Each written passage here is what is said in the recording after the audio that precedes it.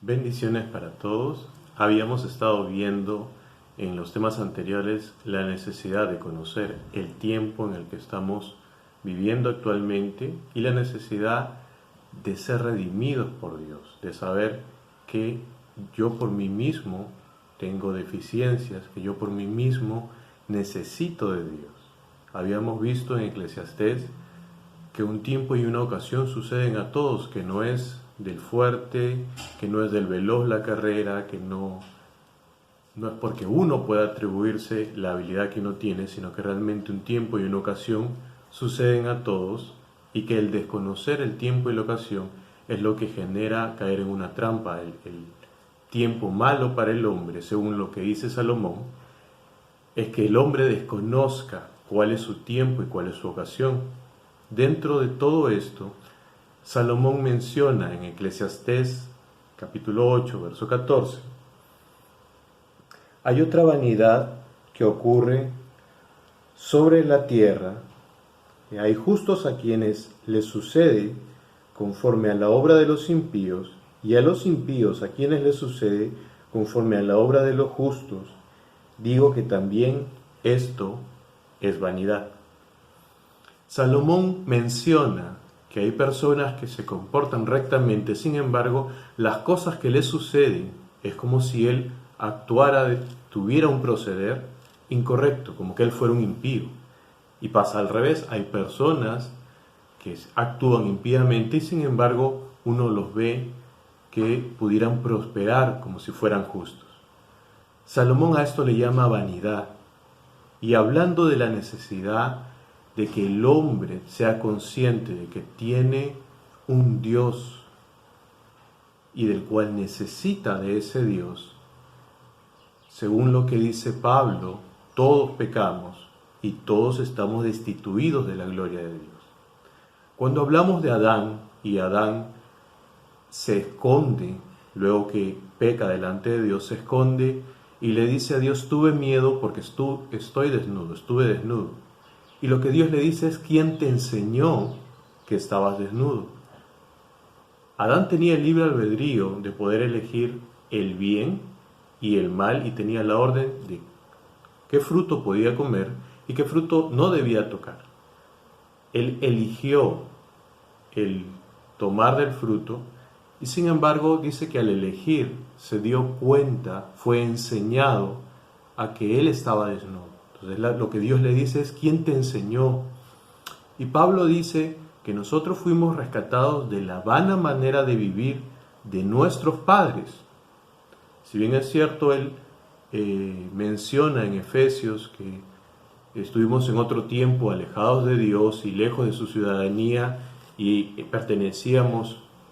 a los hijos de ira, él dice que la vana manera de vivir que tenemos no corresponde a un espíritu, no corresponde solamente a una influencia externa, sino que la aprendimos de nuestros padres. Cuando hablamos de Adán y Eva y que ellos cortan la relación directa que tenía con Dios, todo el conocimiento que ellos tenían en la Torá referente a cómo debían actuar hacia Dios, cómo debían comportarse hacia Dios, se fue perdiendo. Y cuando hablamos de perder, hablamos de que cada acción, si nosotros podemos ver las leyes que Dios dejó, tanto en Éxodo como en Levítico, tiene leyes sobre el alimento, tiene leyes sobre la relación entre padres e hijos, leyes para el matrimonio, leyes para la guerra, leyes para poder hacer comercio y cómo deben comportarse aún entre ellos mismos, como vecinos, como comunidad. Entonces, nosotros entendemos que todo ese conocimiento lo tenía Adán cuando estuvo conectado con Dios. De manera que cuando Adán corta eso y Dios lo tiene que volver a traer nuevamente con Moisés diciéndole, esa es la forma en la que tú como pueblo, como un ser que se va a conectar con Dios, debes guardar este tipo de acciones, es que recién el hombre puede reconectarse con aquello que Dios le había enseñado al hombre desde un comienzo, en la forma de Adán, a través de Adán. Entonces hablamos que quienes nos enseñaron a podernos relacionar entre nosotros fueron nuestros padres. Quienes nos enseñaron sobre el comercio fueron nuestros padres. Quienes nos enseñaron cómo un hombre o cómo una mujer se comporta en el matrimonio fueron nuestros padres. Entonces, cuando Pablo dice que yo aprendí una vana manera de vivir de mi padre, es porque si mi padre no tenía el concepto de lo que Dios tiene como matrimonio, tiene una deficiencia el conocimiento que yo tengo de matrimonio. Si nosotros vemos que lo que yo aprendí referente a perdonar a alguien corresponde a cómo mi padre o mi madre se perdonaban entre ellos en un matrimonio o perdonaban a algún familiar que hubiera podido tener un problema con ellos o una tercera persona, todo ese conocimiento que yo absorbí desde niño es lo que ahora yo me comporto para poder perdonar a alguien. El criterio que yo tengo para hacer una venta, si realmente yo trato de aprovecharme en la venta o lo hago directamente y siendo transparente, eso lo aprendí de mis padres. Y lo que nuestros padres no nos pudieron enseñar, lo que nuestros padres no tuvieron el tiempo o la capacidad para poder instruirnos, cada uno de nosotros eligió en dónde poder aprender, pero por lo general la mayoría de conceptos preconcebidos que nosotros traemos son del hogar, son de la casa, y aquellos que no tuvieron padre o madre de niños, les es más complicado el poder mantener una figura de matrimonio o mantener la enseñanza que de alguna forma nos mantiene. Todos tenemos un tiempo y una ocasión, todos nosotros tenemos un momento en el que somos instruidos, somos expuestos a diferentes tipos de instrucción. Sin embargo, cuando estamos hablando de que yo necesito de Dios y a mí me cuesta perdonar, entonces yo no puedo decir que yo no necesito de Dios, porque es eso que a mí me cuesta, lo aprendí en lo que yo fui o lo que yo tuve de hogar de niño. Eso que yo me apercibí, cómo se debía comportar uno hacia una persona que te hacía daño, eso es lo que yo asimilé como forma de comportarme ante algo o ante alguien que me hacía daño. Si hablamos de que no tengo pensamientos incorrectos o nunca he hablado mal de alguien o nunca le he deseado el mal a alguien,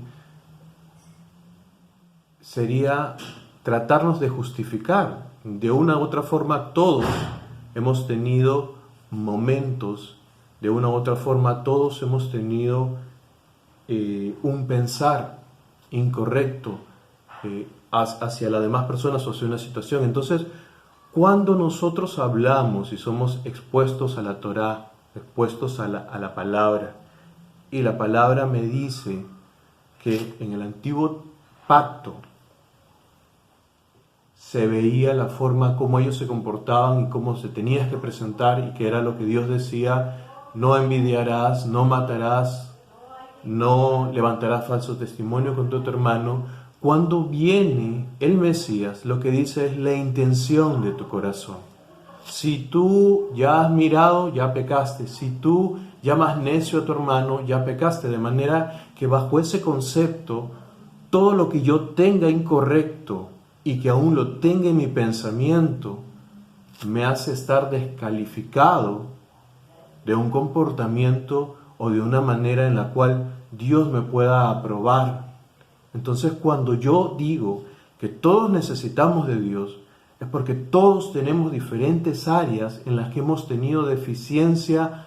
de instrucción. Todos tenemos diferentes áreas en las que nos cuesta, según el ambiente en el que hemos nacido, nos cuesta perdonar, nos cuesta ahorrar, nos cuesta tener costumbres correctas, nos cuesta ser ordenados, nos cuesta traer disciplina, nos cuesta orar, o tenemos conceptos que son errados referente a cada principio. Entonces, yo no puedo decir que yo no necesito a Dios porque ya hice una oración, o que yo no necesito que Dios me instruya de todo constantemente, porque ya ahora yo creo en Dios y eso automáticamente me califica como alguien que soy correcto. Nosotros somos redimidos por la sangre del Mesías, y lo que el Mesías hace es cubrir multitud de pecados. Pero como decía Juan, antes que el Mesías viniera, es arrepiéntanse, porque el reino de los cielos se ha acercado, y lo que el Mesías llamó es al arrepentimiento también. Entonces, si bien es cierto, la sangre del Mesías me cubre y ahora yo vivo bajo la gracia de Dios, si yo no cambio mi manera de pensar, si yo no cambio mi manera de actuar, si yo no transformo por la palabra, como dice Pablo, mi mente, entonces no estamos hablando de que yo estoy viviendo algo. Yo tengo un conocimiento, tengo una religión más, tengo una ley más que estudiar, una ley universal más que estudiar, pero no lo estoy viviendo. Cuando yo vivo algo es porque realmente yo quiero ser transformado por esto. No es solamente que yo hice una oración, sino que me doy cuenta que cuando yo empiezo a leer lo que Dios ha establecido en su palabra, lo que Dios dice en su palabra, yo como ser humano tengo deficiencias, no como una religión. Yo como ser humano tengo deficiencias referente al matrimonio, tengo deficiencias referente a perdonar, referente a la envidia, referente a comportarme. Entonces, cuando el Mesías dice ahora, tu intención de tu corazón, el pensamiento que tú tienes, es lo que va a medir qué es lo que yo voy a ver contigo. Entonces estamos hablando de que el Mesías lo llevó a un nivel de intimidad con Dios, donde ya no es solamente que yo me sé la ley, que tengo que ir en X día a reunirme a donde yo pueda estar asistiendo, que no es que yo me tengo que levantar, agradecerle al Creador y acostarme haciendo una oración agradeciendo al Creador, y en medio de mi día a día sé que no debo robar, no debo matar, y eso es lo único por lo cual yo puedo medir un estándar personal para decir yo no le hago mal a nadie, yo soy bueno porque no tengo vicios que la sociedad califica como malos. Y aquí lo que se trata es de que hay un estándar para todo aquel que decidió seguir a Dios, y ese estándar lo mide el Espíritu Santo a través de la palabra de Dios, lo mide el mismo Mesías a través de su palabra. Entonces, cuando hablamos de que el Mesías dice ahora, por la intención de tu corazón, si tú le dices esto a tu hermano, si tú hablas esto, si no puedes perdonar, él dice, si yo no perdono a mi hermano, mis pecados tampoco son perdonados. Ya no es que yo llevo un animal y presento una ofrenda y tenga o no la intención de perdonar a mi hermano, cumplí con la ley y tenía que ser absuelto. Ahora es, si yo no lo hago, si no tengo la intención de hacerlo, entonces ya estoy calificando entre los que no cumplen. Y el calificar es de una manera personal, no es para que nadie nos esté mirando, porque todos tenemos diferentes áreas en las que trabajamos. Pero cuando hablamos de que el Mesías es el que me califica, que Él es el que me ve, que Él es el que me oye y Él es el que está mirando todo lo que me ha venido diciendo y todas las correcciones que yo tengo delante de Él, entonces yo entro en una necesidad de que realmente Él se convierta en todo para mí y que sea ese árbol de vida que me enseñe, que me eduque. Yo no puedo pasar más tiempo pensando que porque hice una oración soy salvo, o porque voy a una denominación ya soy salvo, si yo no tengo una relación con Dios en la que realmente yo desee cambiar por lo que Dios ha puesto aquí. No estoy haciendo nada que me diferencie de otra persona. No estoy haciendo nada que me haga que el Mesías pueda tomar mi vida para cumplir su propósito en mí. Dice que los que somos hijos de Dios somos guiados por el Espíritu de Dios, y el Espíritu de Dios permanece donde hay santidad, y la santidad Dios la trabaja de una manera personal con cada uno de nosotros. Si yo quiero caminar conforme a lo que Dios dice, si yo quiero realmente que la voluntad de Dios se cumpla en mi vida, entonces lo que yo voy a estar buscando es realmente aprender y corregir todo aquello que yo aprendí mal, todo aquello que no fui expuesto y todo lo que aprendí incorrectamente. Pudiera ser que tenemos principios para los que pudieron haber nacido en un lugar cristiano o en un lugar donde sus padres conocían a Dios, pudieron tener conceptos de alabanza, de orar, de oración, de matrimonio, pero aun si ese fuera el caso, yo no puedo decir, yo nací conociendo a Dios y ya no necesito un proceso, yo no soy como tal persona, o yo no tengo este comportamiento, o no llego a este nivel de pecado, entonces yo ya soy santo, o yo ya soy puro. Eso lo mide Dios personal con cada uno de nosotros. Y si mi corazón muestra que yo ya no tengo necesidad de ser limpio constantemente, de ser renovado constantemente, entonces yo no entendí que el sacrificio del Mesías era para que mi mente y mi corazón cambiaran, que la sangre que Él derramó por mis pecados era para que mi vida funcione de acuerdo a lo que se estableció para mí, que hay una corrección. Y entonces Salomón dice que a pesar de que esta persona tiene cierto comportamiento recto, le suceden cosas que parece impío.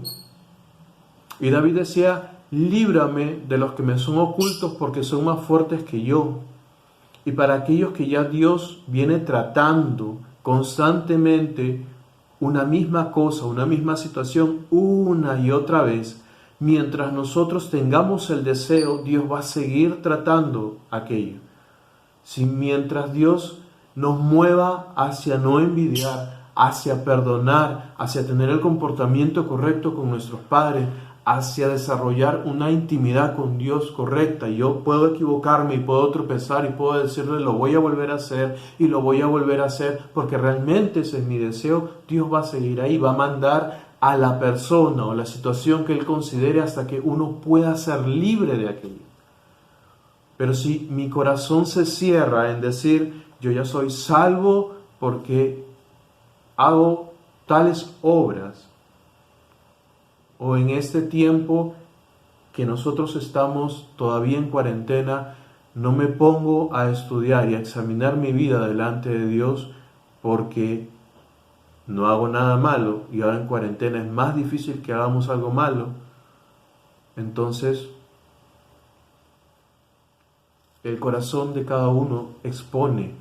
lo que hay en el interior. Y cuando uno no desea que Dios siga hablando, cuando uno no conoce la dimensión de todo lo que Dios quiere enseñarte, cuando uno ignora qué es lo que realmente produce ser transformado por el Espíritu de Dios, entonces uno no le toma importancia. Nunca yo llegué al nivel en el que, como decía David, amo yo tu ley y ha sido mi guarda en diferentes situaciones. No digo que no nos equivocamos y de hecho los tratos para con cada uno de Dios en las áreas que más débiles podemos tener muchas veces son largos. Muchas veces Dios se toma un tiempo muy específico para tratar esas áreas de nuestras vidas. Pero si mi corazón es sí, yo reconozco que tengo estas áreas de mi vida en las que yo necesito trabajar, entonces Dios continúa trabajando. Dios continúa trabajando. Cuando Salomón dice, estos hombres que parecen impíos, les suceden cosas buenas, una de las razones por las que uno pudiera tomar una decisión es que justamente dice, ok, yo veo a tal persona, no se acerca a Dios, no necesita de hacer tanto sacrificio, no necesita de hacer tanta guarda y simplemente las cosas le van bien. Justamente esa es una de las razones por las que estas personas fueron diseñadas, para que tú, por tu libre albedrío, y yo, por el libre albedrío que Dios nos puso, realmente deseemos hacer los cambios, deseemos tener un comportamiento correcto. Si una persona que hace mal, Dios se dice de sí mismo que Él es un Dios que se deleita en misericordia y que tiene un tiempo para cada cosa que nosotros hacemos. Si Dios fuera un Dios que automáticamente ejecutara un juicio o ejecutara un castigo sobre una persona cuando comete algo errado o hace algo errado, uno pudiera ver un castigo y simplemente no hacerlo, no porque no quiero, sino porque veo que hay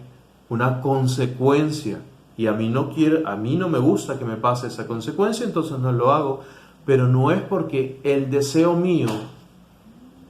sea que realmente no lo hago porque lo he considerado, lo he pensado y porque el amor o el respeto hacia el Dios que yo tengo me mueve a no hacerlo, sino simplemente porque veo que le va mal y entonces no lo hago. Esa es una de las razones por las cuales uno puede ver los dos extremos, que a pesar de que uno puede ser muy justo,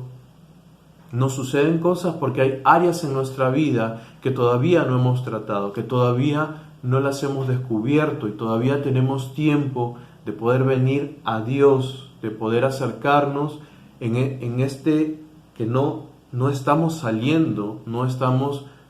en el día a día que nos produce distracción, sino tenemos un tiempo en el que realmente yo puedo venir y puedo examinar todo lo que he venido haciendo o las cosas que se me presentan una y otra vez. Y cuando realmente uno es libre, cuando realmente uno perdona, cuando realmente uno aprende cómo es tratar a tu esposo, tratar a tu esposa, cuando uno realmente aprende a no envidiar, cuando uno realmente aprende a conectarse con Dios, la libertad que produce por el amor que es movido por el Dios mismo es grande, es que uno recién entiende, como decía el salmista, era torpe para poder yo darme cuenta de todo esto, de lo que me estaba perdiendo, de lo que me acontecía por no honrar a mis padres, de lo que me acontecía por no tener una balanza justa en una transacción, en un comercio, por no ser justo, por ocultar verdad, por tener aún pequeños hábitos que a la luz de la Torá, que a la luz de la ley, lo que hacen es ponernos unas marcas y que nos van en contra, aún incluso de nuestros días en la tierra.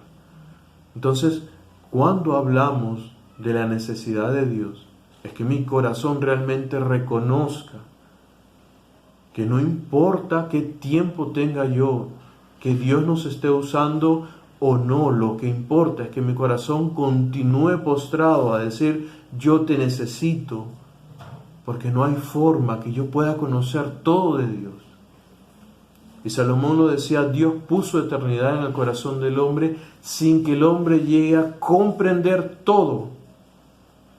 Entonces Dios no me llamó a mí a mirar en la eternidad o en el diseño de otro para ver cómo a él está yendo o si yo considero que él es justo o él es impío, sino a mirar en la mía.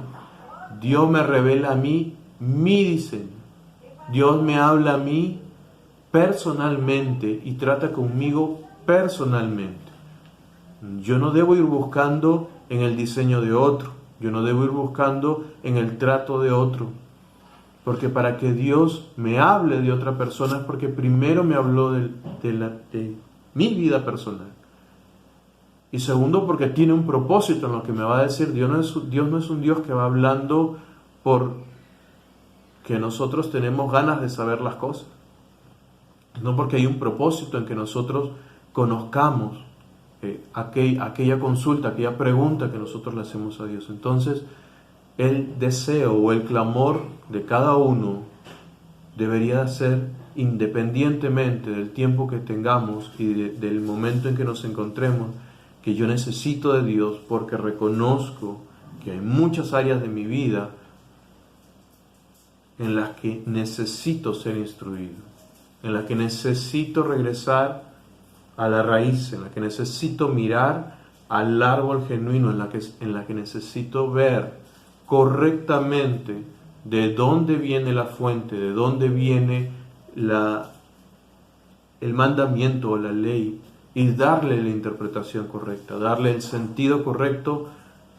para mi vida, porque Dios me habla de manera personal. Entonces cada uno de nosotros tengamos un tiempo para pensar y para meditarlo delante de Dios. Que Dios nos mueva a constantemente buscar de Él y a constantemente tomar tiempo para limpiarnos, para entrar, por más que uno pudiera creer que está listo o que ya estamos ejerciendo algunas cosas, siempre necesitamos de un Dios vivo y real que transforma nuestros pensamientos. Los bendecimos en el nombre del Mesías Yeshua. Shalom.